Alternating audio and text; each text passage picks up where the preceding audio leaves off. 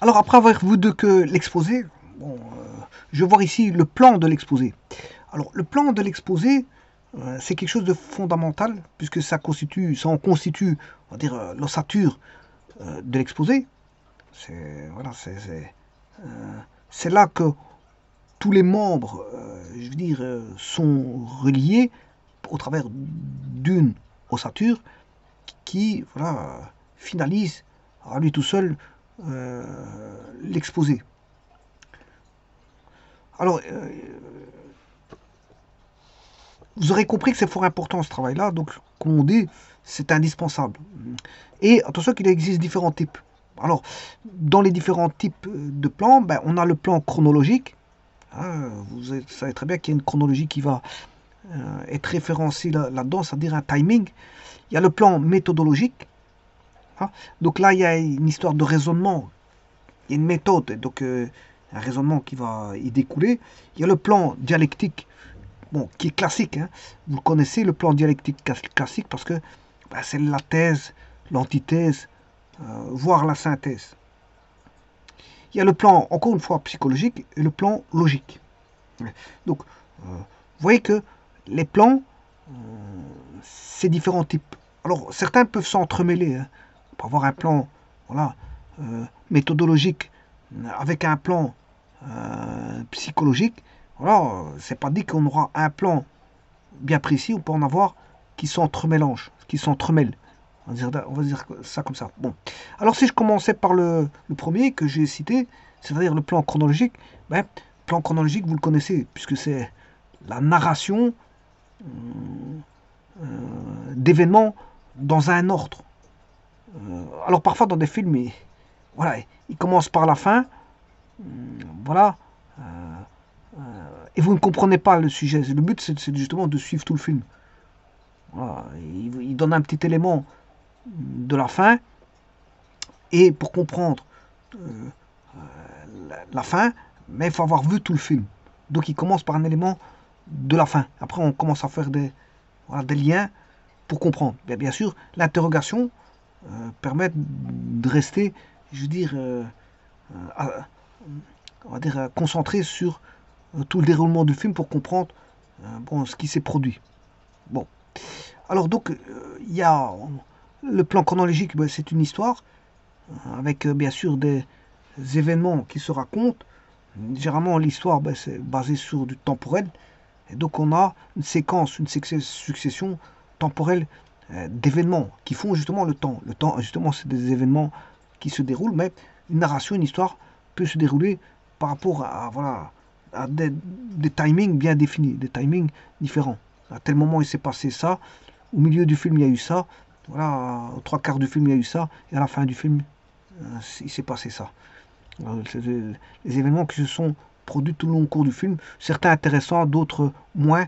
Ben voilà, le tout c'est de faire un lien entre tout ça pour comprendre le déroulement, le séquencement dans le temps et l'histoire. L'histoire, ce que raconte l'histoire. Alors ça peut être toutes sortes de choses, hein. Ça peut être un récit de voyage, on va raconter quelque chose sur voilà, un voyage, voire un récit, on va dire, d'aventure, un récit voilà, policier, un récit voilà, sur un film de guerre, voire enfin, un récit voilà, de guerre, etc., etc. Bon, les récits, on peut raconter des histoires de tout ce qu'on veut. Hein. Voilà, donc c'est pour ça que là intervient dans l'exposé bon, un plan chronologique. On peut exposer tout ce qu'on veut. Et donc on peut avoir raconté une histoire dans l'exposé. Bon, ça c'est une chose. Le plan chronologique. Ben, on peut avoir aussi le plan méthodologique. Voilà. Le plan méthodologique, là, on va dire qu'on pose les faits, les faits sont posés, et bien sûr, bon, on les met sur le tapis, voilà, on les pose, voilà, pour ne pas dire on les expose, voilà, on les pose, on les expose, les faits, et à partir de là, on raisonne à partir des cartes qu'on a posées sur la table. On pose des cartes sur la table qui sont les faits, et à partir de ces faits, ben, on raisonne. Ouais, on tente je veux dire, de faire raisonner le public aussi, pourquoi pas, parce que le public, bon, va, comme ça, le public est en interaction et reste concentré sur le sujet. Alors bien sûr, dans le plan méthodologique, il y a plusieurs méthodes qui sont possibles. Par exemple, ben, l'observation, le jugement, l'action, voilà, la vision, etc. Bon, ce sont des méthodes. Des méthodes voilà, d'observation, des méthodes de jugement et des méthodes d'action. Alors bien sûr, n'oubliez pas qu'il y a aussi une méthode qui est définie par les questions tout azimut, les questions de voilà. Alors généralement, il y a le QQQ, voilà, qui est qui, quoi, quand, mais qui, quoi, quand, mais il y a aussi le qui, quoi, quand, où, comment, pourquoi. Toutes ces questions-là ben, font partie aussi de la méthodologie. Alors, s'il y a des questions qui s'insèrent dans l'exposé, ben, encore une fois, ça permet de tenir en haleine. Je veux dire, un récit peut tenir en haleine aussi. Hein. Je veux dire, le plan chronologique, on veut savoir ce qui s'est passé en finalité, ou ça aboutit à quoi en résultat en finalité, dans un plan chronologique. Donc, que ce soit le plan chronologique, si vous citez des faits, je veux dire, qui se sont durés au cours du temps, comment ça a commencé, comment ça s'est déroulé, comment ça s'est terminé. Voilà. Et quand le déroulement, quelles sont les étapes du déroulement. Ça, c'est les plans chronologiques. Mais les plans méthodologiques, il y a aussi les questions, voilà, qui, quoi, où, quand, comment, pourquoi. Et là, on peut répondre à beaucoup de choses au travers de textes. Qui sont les personnages qui rentrent en jeu, voilà, quand ça s'est produit, comment ça s'est produit, pourquoi il y a eu ces histoires-là, et où ça s'est passé, où ça s'est produit. Voilà. Donc ça, c'est un plan méthodologique qu'on rencontre assez souvent. Notamment pour un fait qui se serait produit. Hein. Vous prenez un fait divers, là on peut avoir le qui, quoi, où, quand, comment, pourquoi, et relater ce fait divers en exposé, pourquoi pas. Voilà, alors, et bien sûr, avoir une conclusion. Hein, voilà, c'est pas parce qu'on va traiter un fait divers, mais le fait divers, c'est pas pour le but de le raconter. Pour ça, je veux dire, les gens, ils lisent un livre, mais on peut, je veux dire, débattre en finalité, au terme de l'exposé, et discuter, bon, comment certaines personnes auraient pu agir, qu'est-ce qu'il faut faire pour changer les choses, pour que ça n'arrive plus, ce fait divers, et ainsi de suite. Donc, dans la méthodologie, on peut avoir voilà, des situations, des observations, bien sûr des sentiments, des réflexions et des actions. Donc, les situations, c'est savoir situer le thème ou les faits dans le temps. Et bien sûr, il n'y a pas que le temps, je vous rappelle qu'il n'y a pas que le temps, il y a l'espace, parce qu'on est dans un espace-temps. Donc, c'est situer le thème ou les faits dans un espace-temps. Bien sûr, situer les aspects qui seront envisagés. Ça, c'est la situation. Il y a un point de vue situationnel. Il y a une situation. Il y a, voilà, dans le plan méthodologique, on peut aussi avoir l'observation, c'est-à-dire donner des informations par rapport, bien sûr, à des informations qui ont été tirées voilà, d'un bouquin, voilà, d'un extrait d'un livre ou voir des informations qui proviennent de documentation, de journaux, voire d'une histoire de justice qui s'est produite, qu'on va chercher, je veux dire, l'histoire en justice, pour avoir des informations. Et bien sûr, ces informations, on va devoir les dévoiler dans l'exposé, voilà, le décrire, bien sûr, faire des comparaisons, etc. Et bon, une comparaison logique, etc., etc.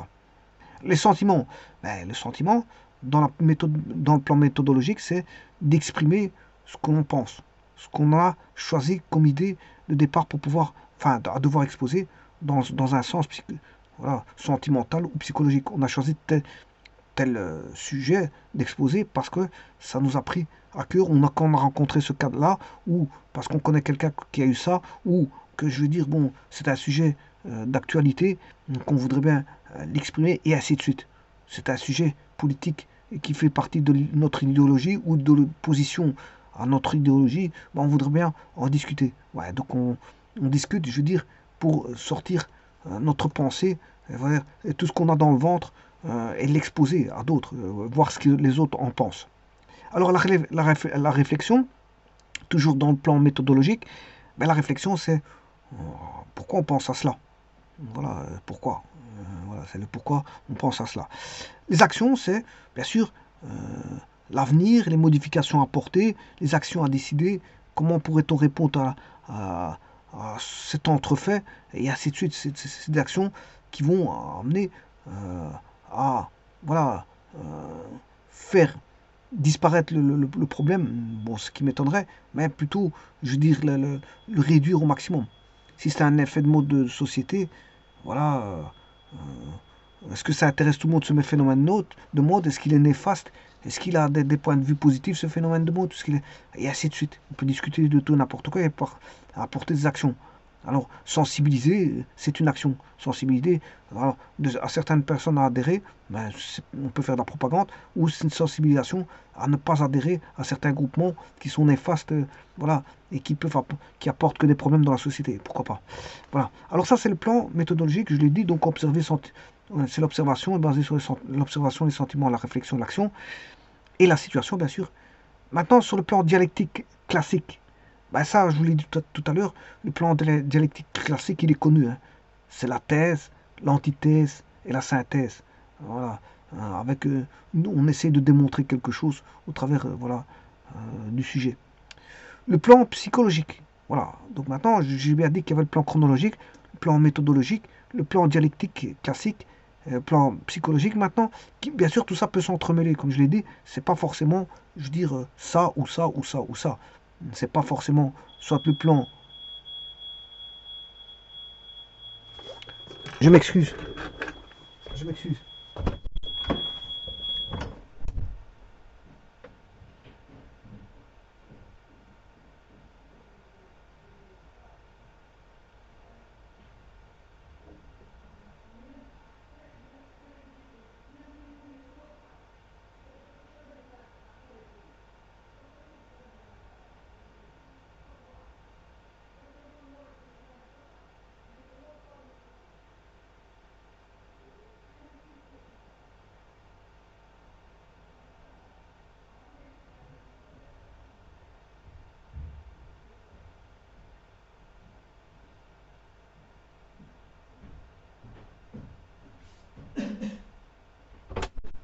Voilà, je m'excuse. Voilà, donc ici, je disais, je vais terminer parce que ici, je dois m'en aller. Le plan psychologique, ben, on s'appuie sur la sensibilité du public, bien sûr. On se réunit avec lui, on peut, je veux dire, on se réunit, et on échange avec le public. Voilà une certaine, je veux dire, sensibilité, une certaine sensibilité ou insensibilité, ou certaines idées. On peut changer avec le public certaines idées en faisant en sorte que voilà, le public peut se prendre part à votre exposé, donc voir s'il est sensible ou pas à votre, je dirais, exposé. Voilà, cette méthode donc, peut provoquer une sensibilisation. Elle doit toutefois reposer sur des apports, bien sûr, rationnels et techniques. Hein. Bon, le but, c'est pas d'être insensible. Et voilà, là, on veut se dire aussi que si le gars est insensible, c'est pas normal non plus. Hein. C'est pas normal non plus. Donc, si on apporte des éléments, on va dire, qui ne sont pas d'ordre fictif, quoi qu'on peut raconter une histoire fictive, et sensibiliser des personnes sur une histoire fictive, pourquoi pas. Mais on doit amener des éléments rationnels. Et si on amène des éléments rationnels qui sont porteurs et qui, je veux dire, voilà, qui peuvent jouer sur les émotions, ben, il n'y a pas de raison que les gens soient insensibles. Bon, maintenant, si c'est du technique, si c'est pas du rationnel, on peut ramener des éléments techniques, des éléments plutôt techniques plutôt que rationnels. Voilà, ça c'est pour le plan psychologique. Pour le plan logique, ben, on va dire qu'il regroupe les éléments d'un problème. Bien sûr, il les organise dans un ordre, voilà, qui est bien sûr un ordre logique, de façon à avoir une vue d'ensemble. Alors on a l'organisation en idées principales, secondaires, puis on peut faire des tris en l'essentiel. Et bien sûr, le détail. Je vous remercie.